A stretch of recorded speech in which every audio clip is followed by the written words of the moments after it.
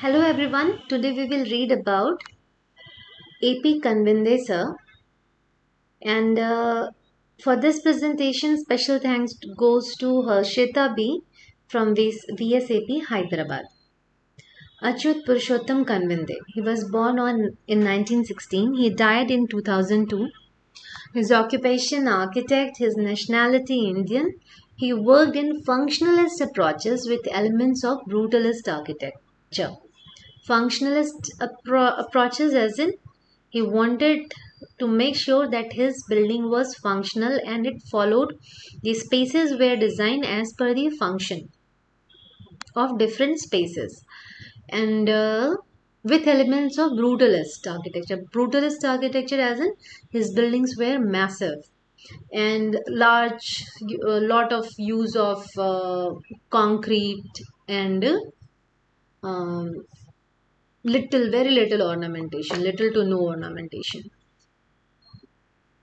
Early life and education. He was born in Achara, Konkan region of Maharashtra in 1916 in a large family. His mother died when he was 2 and his father was an arts teacher in Mumbai.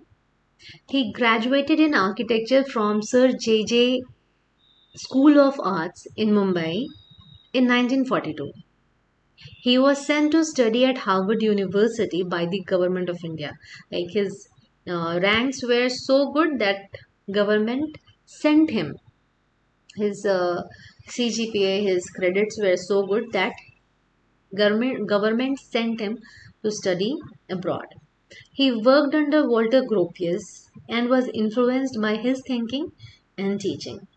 So you know Walter Gropius. He was like the a father of brutalism. He joined the Council for Scientific and Industrial Research. Like when he returned back to India, he joined the Council for Scientific and Industrial Research. He opened the firm Kanvinde Rai and Chaudhary along with his partners in New Delhi. So this Rai and Chaudhary were his partners and they together opened this firm. So this firm is currently run by Sanjay Kanvinde, BK Tanuja, and Murad Chaudhary.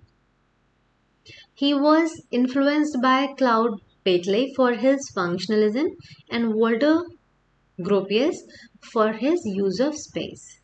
So this firm, Kanvinde Rai and Chaudhary, undertook many projects, many like hundreds, like more than 500 projects.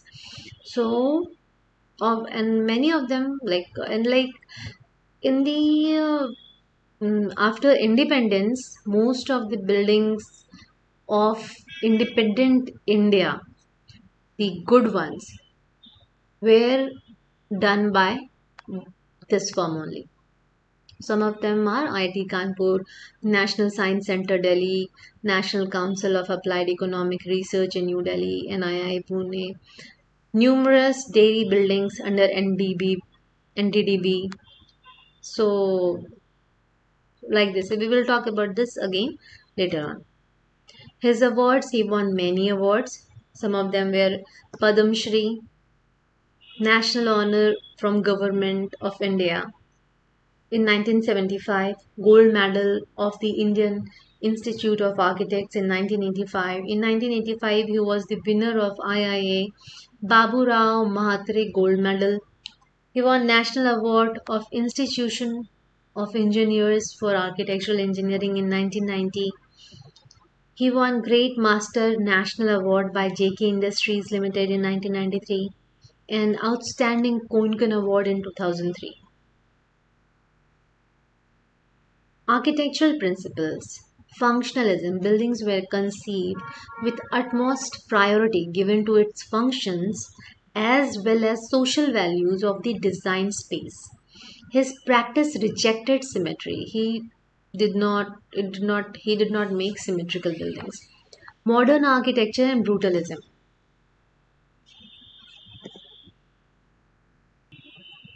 Modern architecture and brutalism. His buildings were characterized by minimalist construction, that showcased raw building materials as well as structural elements. He believed it was a visual expression of the building and opposed hiding it. Okay, whatever building is made up of, let everyone see it. We don't need to hide it. So many of his building you will see exposed concrete work, exposed brickwork. That was very much prevalent in his designs. Slender, balanced, proportionate, neat, and well crafted designs. Porch and staircase were given emphasis in his buildings. Natural light was given utmost priority. The form of the building solved the problem of ventilation as well as excessive heat through covered verandas, walkways, and staircases.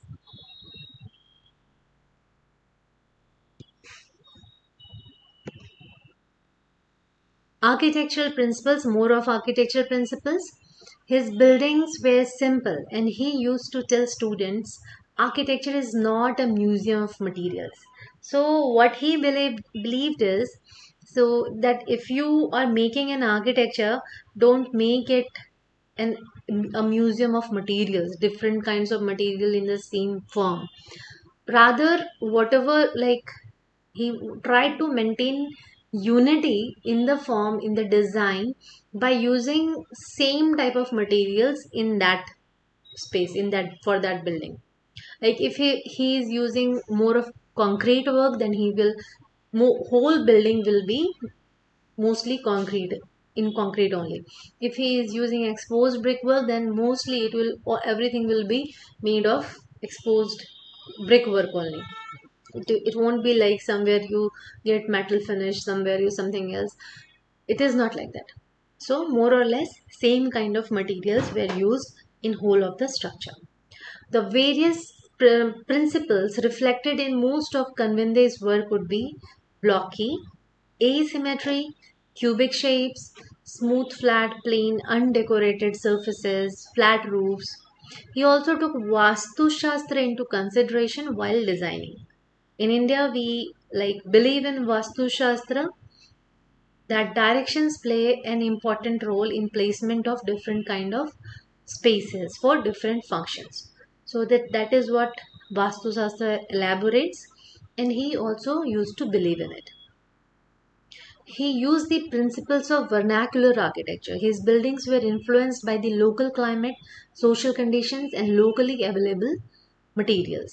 So over here, you get to see one of his projects, milk processing plant for National Dairy Board in Maheshna. So you get to see that this is blocky, asymmetrical, cubic shapes, all of these things, smooth, flat, plane, undecorated surfaces. So all of these things, all of these principles you get to see in this block.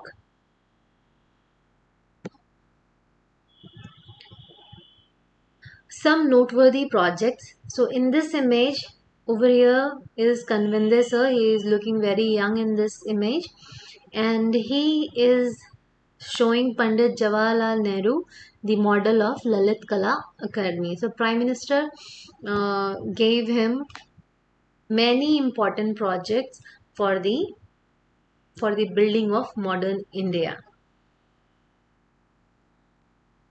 Some other projects: Ahmedabad Textile Industry Research Association in 1953, House of Hari Vallabh Das in Ahmedabad, Darpan Dance Academy, Ahmedabad, National Science Center, 1992. There are two National Science Centers. One is in Delhi, one is in Mumbai, and both of them are done by Kanvinde sir only. National Dairy Development Board Office Building, 1970. You see how he has played with blocks and masses. Gandhi Krishi Vigyan Kendra, Bangalore, and very famous one, ISKCON Temple in Delhi in 1993. So we will get to study a little bit more in detail one of his designs, that is IIT Kanpur. Location is GT Road at Kalyanpur, Kanpur. Year of establishment 1960. Total area of site is 1055 acres. Area of academic campus 1000 acres. Total ground coverage is 3.7% only. Area under road is 8.8% and open space amounts to 87.5%. The academic complex is located centrally at the site and free from traffic noise. So here over here you have this site plan. In this you can see that in the center we have this academic area and rest all of the buildings um are placed around this academic area. Halls of residence, faculty and staff housing and community buildings surround the central academic area to provide flexibility and movement and communication. So all of these people need to go to this academic block for their work. So when academic area is in the center, so it is easy for all of them to commute to this space.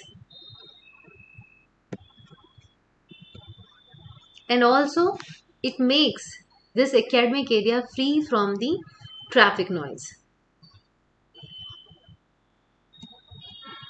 So now this is the central academic area. These are the different departments in brown color. These are the gates. 5 gates, we get to see 5 gates. So 5 gates are there to enter this academic area, and inside this academic area different departments are placed at different places. The external surfaces, whether of concrete or brick, are left exposed to obviate recurring maintenance costs and to enhance the aesthetic appeal. The structural system consists of reinforced concrete frames and slabs with available brick curtain wall. The library forms an important part of the whole complex. It is a frame structure based on grid. The whole building is built in RCC with brick facade. The whole structure gives a very beautiful play of shades and shadow. To encourage meeting and interaction among students and faculty, all activities in IITK campus are grouped around lecture halls, library, and faculty buildings and laboratories. Other specialized services are organized and planned as decentralized activities and are connected by the walkway, which allows the students to walk at two levels of the buildings that are designed to receive a two-level circulation. So there are all these circulation spaces. It's not just that you can walk in the ground level only. You can commute through the top level as well. Enough space left as open space to meet the future requirements of the campus. So what is the style? Exposed brick and concrete.